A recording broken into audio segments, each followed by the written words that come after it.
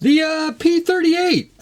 Last I left off, it basically got everything all assembled on it, sub-assembled the propellers. And one thing about the propellers is technically you're supposed to put them on, and then there should be a cap on the inside that holds the propeller shaft so that you can actually spin it. Well, I had to omit that part because when I ship models to people, I cannot have the propellers attached just in case they may break. So and it's no big deal, they just slide right in, and they're not really loose, they fit perfect. So you can either spin them yourself, or you can actually put a little drop of glue on there and make them permanent. But anyway, got those on. I did pretty much, I don't know if anyone can see it, but I did sand the fuselage on both sides and on the bottom, and then I took some liquid glue and just basically ran a bead on here just to blend it all together, and I'll go back in and sand a little bit more, and it should be pretty good. I just need to shoot some primer on to see where I need to go. I got some the little parts on, like on the tail back there, the little fin that goes on the top and the bottom. There's one little part I'm not going to put on. It goes on the bottom here. It's an actual like a little L antenna, and it's not the best, and I think it'll be probably broke off before I even put it on, but I'll try to remember to send it to along with the model so it can be put on later if necessary. And one other thing I didn't put on, and where's the instructions? Right there, these little end brackets for the machine guns, the little muzzles. I tried to put them on, and I didn't like them at all. They looked like just a blob of plastic, and so I left them off. We're just going to say that this is the nice short barrel machine gun version, and it looks nice just the way it is. I don't think you really need the extra muzzles on there anyway. I just didn't think they looked good at all, so I did omit that. And I did start a little bit of putty. A little putty on here and here. That was basically the two uneven ones. So I'm waiting for that to dry, and then I'll start sanding. I'm going to make this week a little light on the model building because I got the contest next weekend. So we'll try to do a little sanding and then do more primer duty on the plane. But I did get the little back seat thingy in there, so we're good to go. And what I want to do next is, after I sand it, I want to get some primer on, make sure I got all the little seam and everything done. And then I'm going to go paint the cockpit, put some washes, and then start to do the canopies, which I've already started the mask.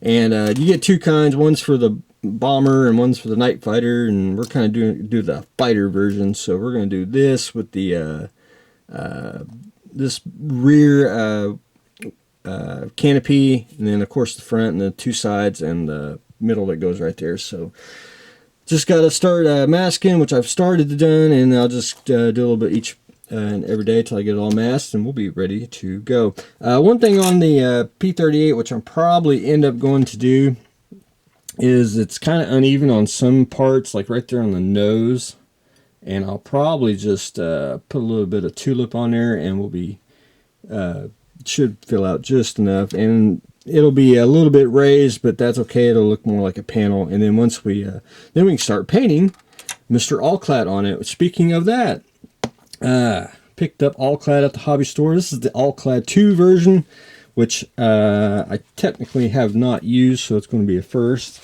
because I do have All-Clad, or excuse me, original All-Clad in the white labeling, and then it went to All-Clad in the silver labeling, which I don't know if it's changed. It's probably the same, but who knows. But I'll show you that. And look at that, $8.85 for one bottle. That's just, I mean, you can buy almost 3 paints of Tamiya for that price. But anyway, that's just like when you spray the airbrush, you just hear dollar signs come out. That's just but once you get past that, it's good stuff. But anyway, I'll show everyone how I paint this once we get there. But first, we got to do the sanding and a lot of prep work for it. So we'll do that this week, and I'll show everyone that. I haven't started the Viper yet, and I will, because I did have commitment on that. But I did hang a black backdrop for the workbench so I can do photography, so I can do it right. And I just basically got to, because this won't take long to build all, because but I got to do step by step on it. So I got to do my photography stuff right the first time, and not me just you know, taking pictures with a phone and everything. So we got to do it right the first time, and so we can send that off to the publisher so we can get it printed. But anyway, I think that's everything. Yeah, that's pretty much it. It's going to be light this week. I may have a little bit of a shed update, just a tiny one. It's not a whole lot of models, and it's more of a action figure type thing. But anyway, I gotta do some things for the show, and I gotta make a couple more vacuum form kits to take to the show, just for have a little bit of stock there. But anyway, that is what I have got going on today.